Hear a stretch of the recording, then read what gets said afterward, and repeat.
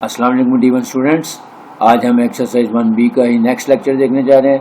अभी तक जो 1B के हमने लेक्चर्स किए हैं उसमें पहले लेक्चर में क्वेश्चन नंबर 1 पढ़ा था, फिर हमने क्वेश्चन नंबर 2 यानी एचसीएफ और एलसीएम का कॉन्सेप्ट देखा था, फिर हमने क्वेश्चन नंबर 3 से लेकर क्वेश्चन नंबर 6 तक यानी एलसीएम और एचसीएफ से रिलेटेड ही क्वेश्चन किए थे, वर्ड प्रॉब्लम्स किए थे।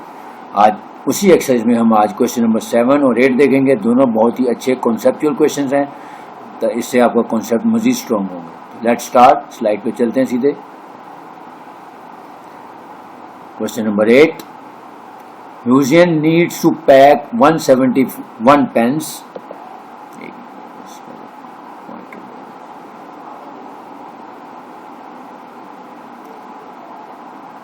Museum needs to pack 171 pens, 63 pencils and 77 erasers. यानी जो म्यूजियम है उसके पास 171 पेन्स हैं, 63 पेंसिल्स हैं और 27 इरेजर्स हैं। वो इनको पैक करना चाहती है आइडेंटिकल गिफ्ट बैग्स में, यानी इसके एक ही जैसे गिफ्ट बैग्स बनाना चाहती है, गिफ्ट बैग बनाना चाहती है, सच दैट या so that each item is equally distributed among the gift bag, कि जो वो गिफ्ट बैग्स बनाएगी उसमें वो चाहती है कि सबको बराबर बराबर की चीज़ें मिलें, यानी सबको पेन्स भी इक्वली मिले, पेंसिल्स भी इक्वली मिले और इरेजर्स भी सबको इक्वली मिले। अब करना क्या है, हमने फाइंड क्या करना है। नंबर 1 दो है the largest number of gift bags that can be pack, यानी largest number of gift bags बनाने के कितने बैग्स बनेंगे, ज्यादा से ज्यादा कितने बैग्स बन सकते हैं। लार्जेस्ट है इसका मतलब इसका एचसीएफ लेंगे। और सेकंड पार्ट में है the number of each item in each bag, फिर ये बताना है कि जी जो हमारे पहले से बताना है कि ज्यादा से ज्यादा कितने बैग्स बन सकते हैं, फिर ये बताना है कि हर बैग में कौन कौन सी आइटम कितनी होंगी। मिसाल के तौर पे कि बैग्स जितने भी बनते हैं, सपोज 6 बैग्स बनते हैं, तो 6 बैग्स में पेंसिल्स कितनी होंगी, पेन्स कितने होंगे, इरेजर्स कितने होंगे। लेकिन ये भी साथ बता दिया है कि she wants to distribute all these articles equally, कि जिसको भी यानी जितने भी बैग्स होंगे उन सब में equal number of pens, equal number of pencils और इक्वल नंबर ऑफ इरेजर्स होने चाहिए। ठीक है, क्वेश्चन बड़ा इंटरेस्टिंग है कि जो म्यूजियम है उसके पास 171 पेन्स हैं, 63 पेंसिल्स हैं, 27 इरेजर्स हैं।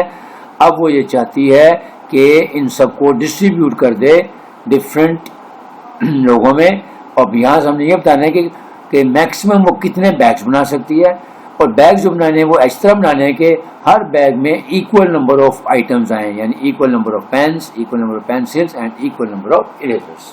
ठीक है, तो सबसे पहले तो हम यहाँ पे देखेंगे, क्योंकि यहाँ पे लिखा हुआ है the largest number of gift bags, तो इसका मतलब जब भी लार्जेस्ट लिखा हो, ग्रेटेस्ट लिखा हो, ये हम पढ़ चुके हैं कॉन्सेप्ट में पता लग गया कि यहाँ पे हमने HCF निकालना है। तो सबसे पहले तो हम कहेंगे the required number of the largest number of required bags is equal to HCF of 171, 63 and 27, यानी ये पेन्स, पेंसिल्स और इरेजर्स की जो नंबर्स दिए हुए हैं हम इसका HCF निकालेंगे, तो हमें यहाँ से पता लग जाएगा कि वो पैक्स है, वो बैग्स कितने बनेंगे।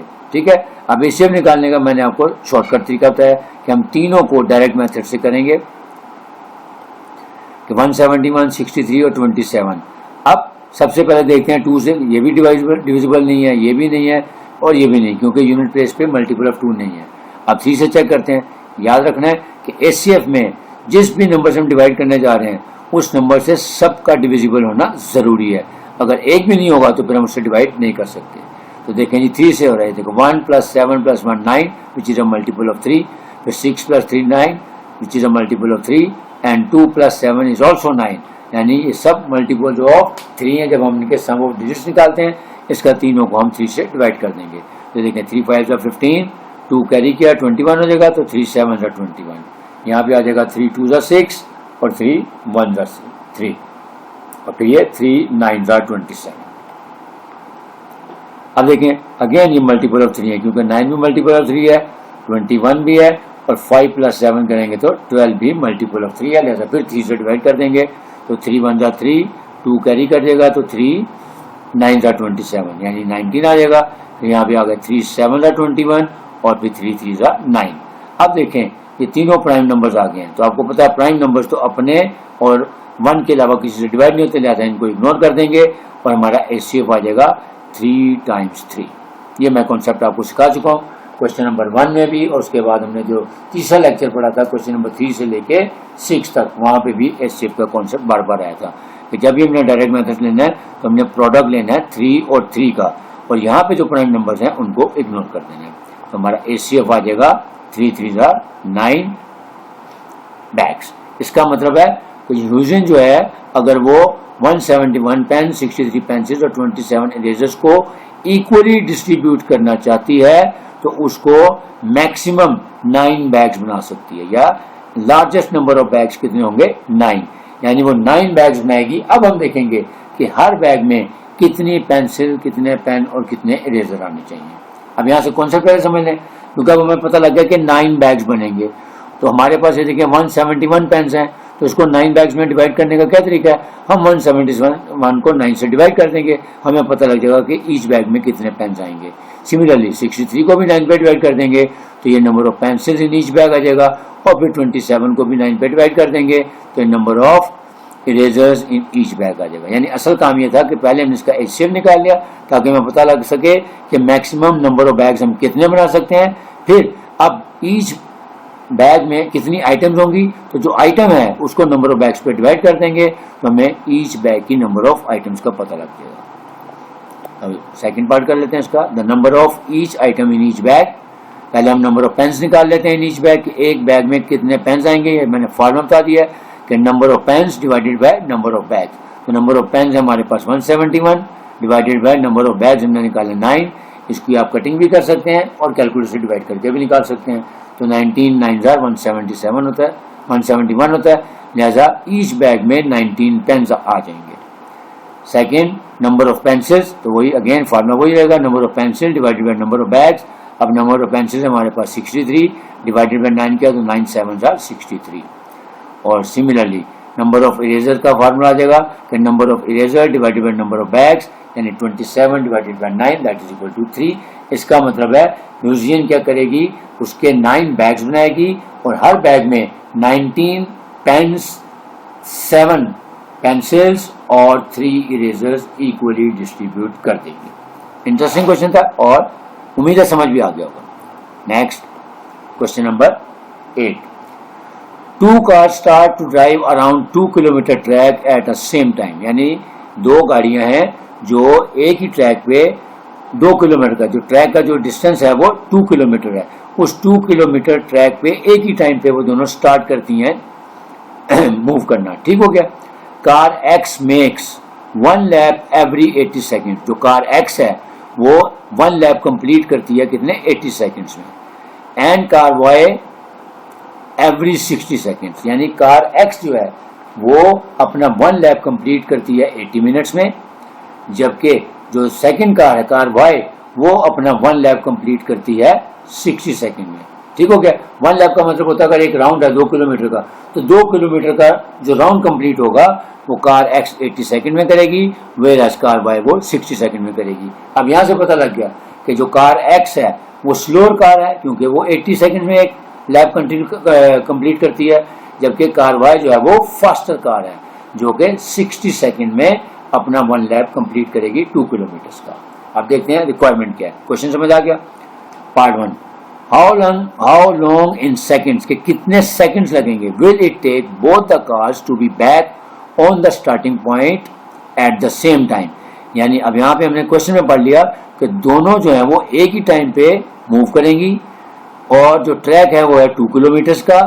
जो कार एक्स है वो 80 सेकेंड में अपना 1 लैप कंप्लीट करेगी, where as car Y will complete its 1 lap in 60 seconds. अब पूछा क्या है, टाइम इन सेकेंड्स पूछा कि हाउ लॉन्ग इन सेकेंड्स, के कितने सेकेंड लगेंगे, किस लिए कि will it take both the cars to be back on the starting point at the same time, कि पहला राउंड जब वो दोनों इकट्ठा शुरू कर लेंगी, ज़ाहिर है दोनों की स्पीड डिफरेंट है, दोनों की स्पीड डिफरेंट होने की वजह से दोनों का लैप्स भी कंप्लीट होने का टाइम ड्यूरेशन डिफरेंट होगा।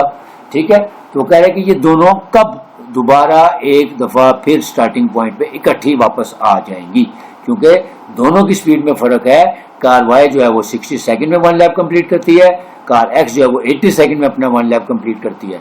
जब दोनों ने एक ही टाइम पे वहां से मूव किया, अब जाहिर है तो क्वेश्चन में ये पूछा जा रहा है कि वो कौन सा टाइम होगा, ये कितने सेकंड के बाद ये दोनों कार इकट्ठे स्टार्टिंग पॉइंट पे दोबारा इकट्ठी हो जाएंगी। ठीक हो गया।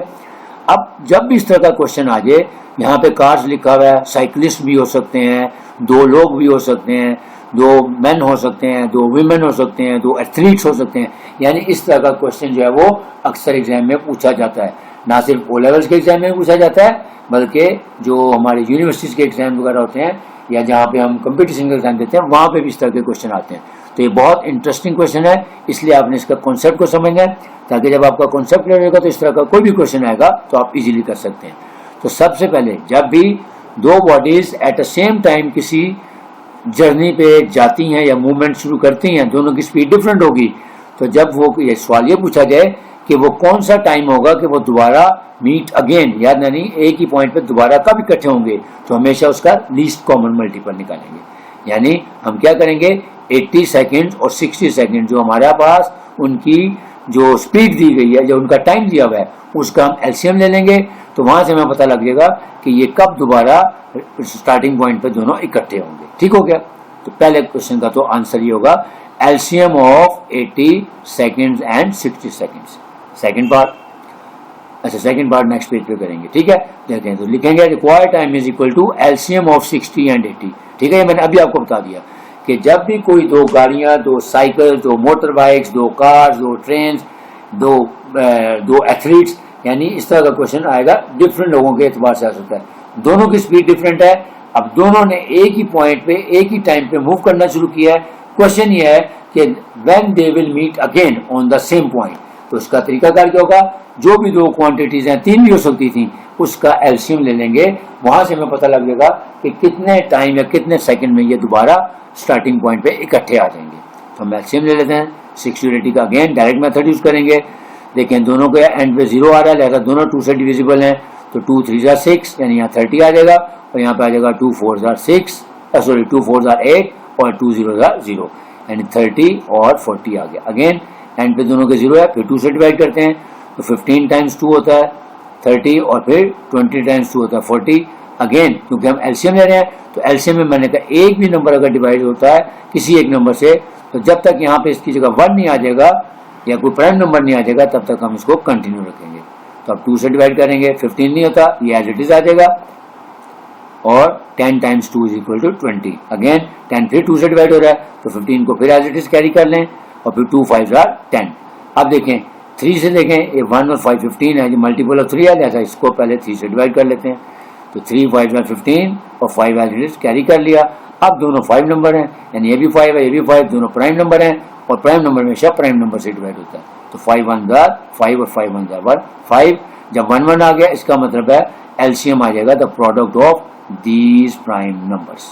सो 2 मल्टीप्लाइड बाय 2 मल्टीप्लाइड बाय 2 यानी 4 टाइम्स 2 है, मल्टीप्लाइड बाय 3 मल्टीप्लाइड बाय 5, ये हमारा एलसीएम आ जाएगा। सो 2 2 जार 4 4 2 जार 8 8 2 जार 16। ठीक है, ये पहले 16 का प्रोडक्ट लिख लें एक साइड पे, फिर 3 5 जार 15, 16 और 15 दोनों का प्रोडक्ट ले लें, आंसर आ जाएगा 240 सेकेंड। इसका मतलब है both these cars will meet each other after 240 seconds, कि 240 सेकेंड के बाद ये दोबारा स्टार्टिंग पॉइंट पे इकट्ठे वापस आ जाएंगे। अब चलते हैं इसका part number 2। How long in minutes, पहले हमने टाइम बताया इन सेकेंड्स, अब वो पूछ रहा है कि हाउ लॉन्ग इन मिनट्स, अब मिनट्स बताने कि कितने मिनट्स में क्या होगा, will it take to the faster car, कि जो फास्टर कार है वो टू बी एबल या to be 5 laps ahead of the slower car.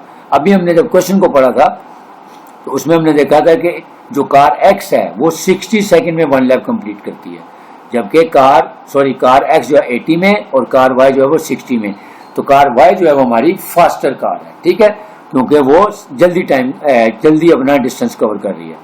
तो अब पूछा गया जा रहा है कि जो फास्टर कार यानी कार वाई है वो कार एक्स के मुकाबले में 5 लैप्स कब आगे पहुंचेगी, यानी कितने मिनट्स में वो उससे 5 लैप्स अहेड चली जाएगी। यानी अगर सपोज अगर जो कार एक्स है जो स्लोअर कार है, अगर वो 2 लैप्स को क्रॉस कर रही है तो उस वक्त वो 7 लैप्स पे जाना चाहिए, यानी 5 लैप्स का डिफरेंस कब आएगा दोनों के दरमियान।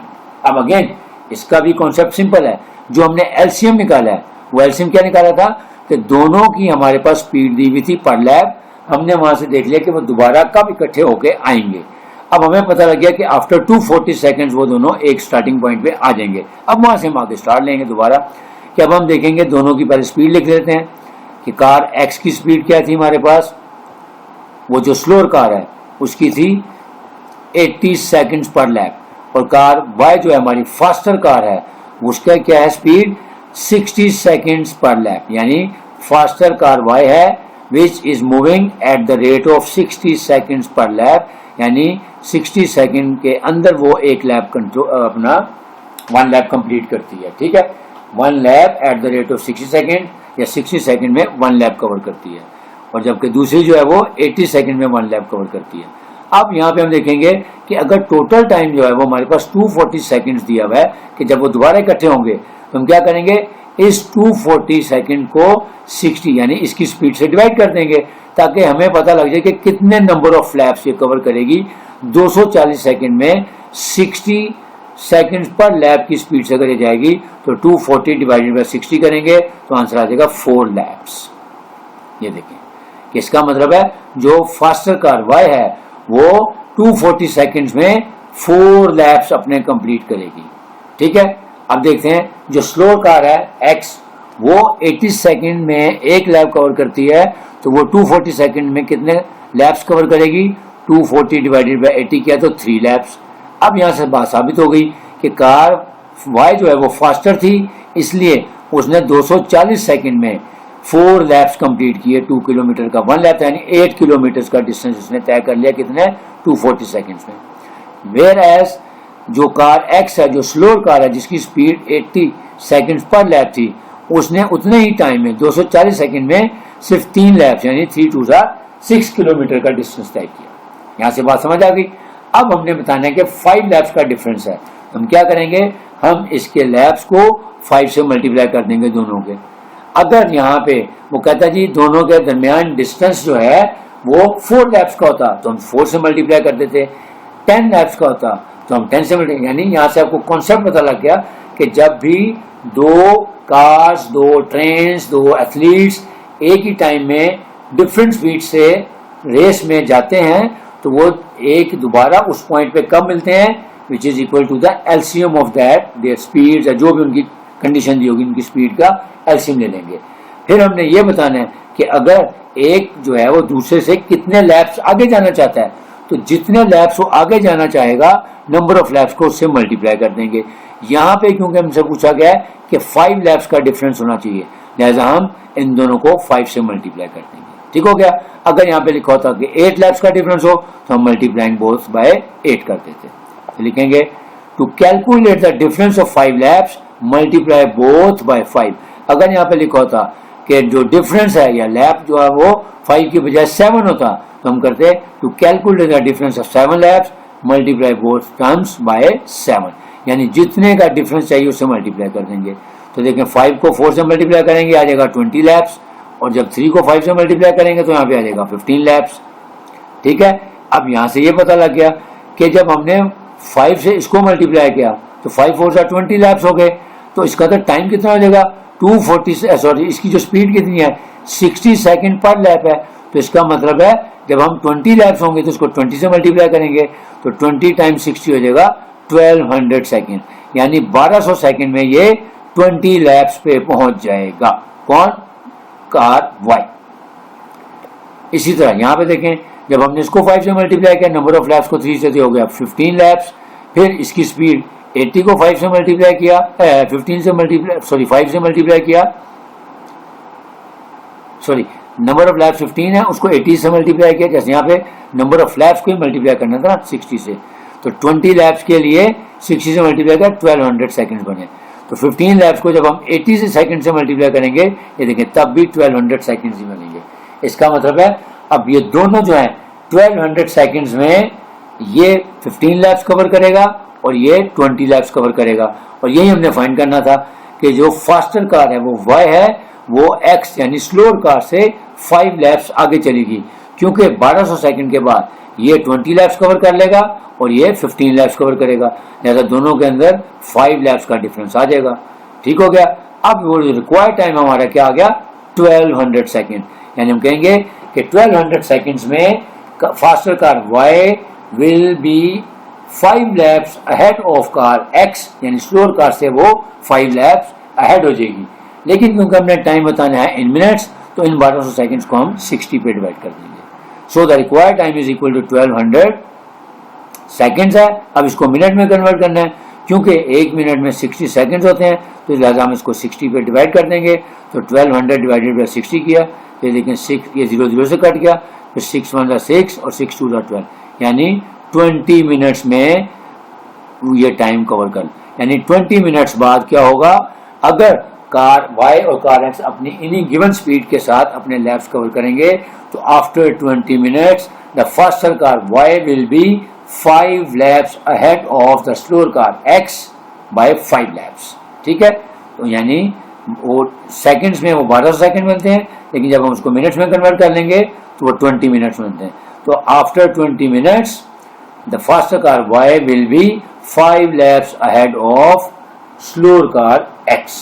उम्मीद आपको समझ आएगा। मैंने पूरी भरपूर कोशिश की कि दोनों क्वेश्चन बड़े टेक्निकल और बड़े इंटरेस्टिंग क्वेश्चन थे, कॉन्सेप्चुअल क्वेश्चन थे, तो मैंने एक एक पॉइंट को अच्छे तरीके से एलैबोरेट करने की पूरी कोशिश की है। अगर आपको वीडियो पसंद आई है तो ज़रूर इसको लाइक करें और शेयर करें ज़्यादा से ज़्यादा लोगों को, और कमेंट बॉक्स में कमेंट भी कर सकते हैं अगर कोई सजेशन देना चाहते हैं और अगर कोई टाइपोग्राफिकल एरर हो जाती है या कुछ थोड़ा सा बहुत टाइम लैप्स हो जाता है तो उसके लिए मैं माजरत चाहता हूँ। लेकिन मैं चाहता यही हूँ कि जो भी आपको क्वेश्चन करवाऊँ या जो भी आपको कॉन्सेप्ट दूँ उसका आपको ईजी मेथड भी समझाऊँ। ठीक हो गया? तो जो लोग फर्स्ट टाइम मेरा वीडियो लेक्चर देख रहे हैं उनसे रिक्वेस्ट है कि चैनल को सब्सक्राइब कर लें, ताकि आइंदा आने वाली वीडियोस आप तक खुद ब खुद पहुँच जाएँ।